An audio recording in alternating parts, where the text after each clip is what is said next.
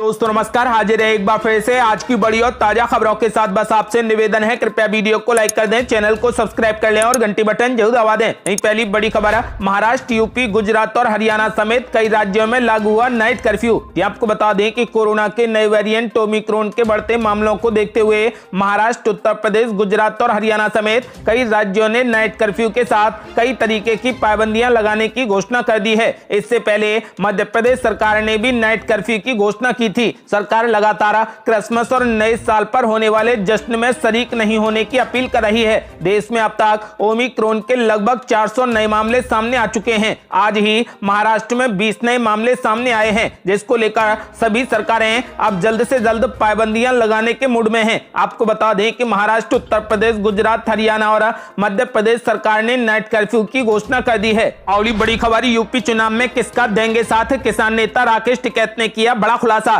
आपको बता दें कि किसान अब अपने घरों को वापस लौट चुके हैं। ऐसे में घर वापसी के बाद पहली बार एबीपी को दिए एक्सक्लूसिव इंटरव्यू में किसान नेता राकेश टिकैत ने पहली बार अपने दिल की बात कही। उन्होंने इस दौरान योगी सरकार और खुद मुख्यमंत्री योगी आदित्यनाथ को लेकर भी अपनी बात रखी। घर वापसी पर राकेश टिकैत ने कहा कि हम अभी घर गए कहां हैं, पूरा देश हमारा घर है। उन्होंने कहा कि देश में सिर्फ एक ही चीज पर काम चल रहा है कि वोट कैसे मिलेगा। वोट पार्टियां नहीं मांग रही, वोट सरकारें मांग रही हैं। ये देश का बड़ा दुर्भाग्य है। राकेश टिकैत ने कहा कि पार्टियां और सरकार अलग अलग रहनी चाहिए। सरकार का काम है कि वो जनता का काम करें। सरकार किसी एक पार्टी की नहीं रहती, पार्टी अपना काम करे। राकेश टिकैत ने कहा कि उत्तर प्रदेश और भारत सरकार दोनों ही पार्टी बनकर काम कर रही हैं। मुख्यमंत्री एक पार्टी के नहीं हैं, वो पूरे प्रदेश के मुख्यमंत्री हैं। राकेश टिकैत ने कहा कि ये जरूरी नहीं है कि प्रधानमंत्री से बातचीत हो, सरकार से बातचीत होनी चाहिए। उन्होंने कहा कि प्रधानमंत्री से न मिल पाने का मलाल नहीं है। एमएसपी कमेटी पर चर्चा होगी, 15 जनवरी को बात करेंगे। चुनावों से पहले बातचीत हो सकती है। उनसे पूछा गया कि क्या यूपी के वोटर बीजेपी को चुनेंगे। विधानसभा चुनावों को लेकर राकेश टिकैत ने कहा, हम किसी का पक्ष नहीं लेंगे। इन्होंने काम किया होगा तो इन्हें वोट मिलेंगे। हम सपोर्ट किसी का नहीं कर रहे। हमने बंगाल में एमएसपी मांगी थी, ममता के समर्थन में बंगाल नहीं गए थे। हमने टीएमसी का प्रचार नहीं किया था। राकेश टिकैत ने कहा कि टाइम के हिसाब से हर प्रधानमंत्री अच्छा रहा। उन्होंने कहा कि देश का हर पीएम अच्छा रहा, वक्त के साथ सब ठीक रहे। योगी को लेकर पूछे गए सवाल पर उन्होंने कहा कि योगी जी सलाह ज्यादा लेते हैं। योगी को रिपोर्ट मिलने में देरी होती है और मुख्यमंत्री को पावर हो तो वो ज्यादा काम कर सकते हैं। इनकी सलाह का ऑफिस दूर है। लखीमपुर खीरी के मामले पर राकेश टिकैत ने कहा कि लखीमपुर खीरी कांड हमेशा याद रहेगा। किसान इस मामले में माफी नहीं देगा। उन्होंने कहा कि टैनी को हटाया जाना चाहिए। किसानों के मुद्दे में हमेशा टैनी रहेंगे, हम इसे नहीं भूलेंगे। उन्होंने कहा कि बीजेपी का टैनी को ना हटाना कोई मजबूरी रहा होगा। चुनावों से हम बहुत दूर हैं। राकेश टिकैत ने कहा कि ओवैसी और बीजेपी के दिन के स्कूल अलग हैं और ये रात में एक ही जगह ट्यूशन लेते हैं। उन्होंने कहा कि हिंदू मुस्लिम जिन्ना नहीं चलेगा। जनता विकास चाहती है, जनता फसलों का दाम चाहती है। ओवैसी इतना चिड़े क्यों हैं? इस पर राकेश टिकैत ने कहा कि ओवैसी भाईचारे को तोड़ते हैं। राकेश टिकैत ने कहा कि 26 जनवरी की घटना एक षड्यंत्र था। हमने आंसुओं पर राकेश टिकैत बोले कि पुलिस डंडे मारे कोई दिक्कत नहीं, पुलिस गुंडों से डंडे मरवाए ये बर्दाश्त नहीं करेंगे। हम 40-50 बार जेल गए। किसी की भी सरकार हो, पॉलिसी पर काम करना पड़ेगा। आपको बता दें कि किसान नेता राकेश टिकैत ने साफ कर दिया है कि यूपी में हम बीजेपी का सपोर्ट नहीं करेंगे। और बड़ी खबर, पूर्व से लेकर पश्चिम तक यूपी की नब्ज को टटोलेंगे अमित शाह, करेंगे ताबड़तोड़ जनसभाएं और रोड शो। आपको बता दें कि प्रधानमंत्री नरेंद्र मोदी के ताबड़तोड़ कार्यक्रमों के बाद अब केंद्रीय गृह मंत्री अमित शाह पूर्व से लेकर पश्चिम तक यूपी की चुनावी नब्ज को टटोलेंगे। अमित शाह 26 से लेकर 31 दिसंबर के बीच न सिर्फ ताबड़तोड़ जनसभाएं करेंगे बल्कि रोड शो भी करेंगे। इसके अलावा हर जिले में सांगठनिक बैठकें कर जरूरी टिप्स देंगे। रात्रि प्रवास कर जमीनी हकीकत को जानेंगे। केंद्र और राज्य सरकार की योजनाओं के लाभार्थियों से भी वो मिलने वाले हैं। इसके अलावा पार्टी की जनविश्वास यात्राओं से बनने वाले माहौल से भी रूबरू होंगे। अमित शाह के 26 दिसंबर से लेकर 31 दिसंबर के बीच प्रस्तावित यूपी दौरे को लेकर पार्टी तैयारियों में जुटी है। इन दौरों में अमित शाह आम लोगों के साथ पार्टी नेताओं, कार्यकर्ताओं, योजनाओं के लाभार्थियों और इलाकेवार कुछ प्रभावशाली लोगों से संवाद करने वाले हैं। इस दौरान वे न केवल पार्टी के चुनाव अभियान को गति देंगे बल्कि जमीनी फीडबैक भी प्राप्त करेंगे। आपको बता दें कि अमित शाह के इन दौरों के बाद कुछ बड़े चेहरों की भाजपा में एंट्री भी संभव है। अमित शाह 26 दिसंबर को कासगंज व जालौन और 28 दिसंबर को हरदोई, सुल्तानपुर, भदोही, 30 दिसंबर को मुरादाबाद, अलीगढ़ और उन्नाव, 31 दिसंबर को अयोध्या और संत कबीर नगर में जनसभाएं करेंगे। 31 दिसंबर को ही अमित शाह का बरेली में रोड शो होगा। और बड़ी खबर, कृषि मंत्री नरेंद्र सिंह तोमर का बड़ा ऐलान, बोले कृषि कानूनों पर कदम पीछे खींचा है, फिर से आगे बढ़ेंगे। आपको बता दें कि किसानों के मैराथन आंदोलन के बाद हाल ही में केंद्र सरकार ने 3 कृषि कानूनों को वापस लिया था। अब केंद्रीय कृषि मंत्री नरेंद्र सिंह तोमर के एक बयान से इस बात का इशारा मिला है कि भविष्य में मोदी सरकार एक बार फिर कृषि से संबंधित कानूनों को ला सकती है। महाराष्ट्र में एक कार्यक्रम के दौरान केंद्रीय मंत्री ने कृषि कानूनों को लेकर कहा कि हम फिर से आगे बढ़ेंगे। इस कार्यक्रम में कृषि मंत्री ने कहा कि हमने कृषि सुधार कानून लाया, लेकिन कुछ लोगों को ये कानून पसंद नहीं आया। आजादी के 70 साल बाद प्रधानमंत्री नरेंद्र मोदी के नेतृत्व में बड़े रिफॉर्म की तैयारी थी, लेकिन सरकार इससे घबराई नहीं है। हमने एक कदम पीछे खींचा है, हम फिर से आगे बढ़ेंगे क्योंकि किसान देश की बैकबोन है। आपको बता दें कि किसान नेता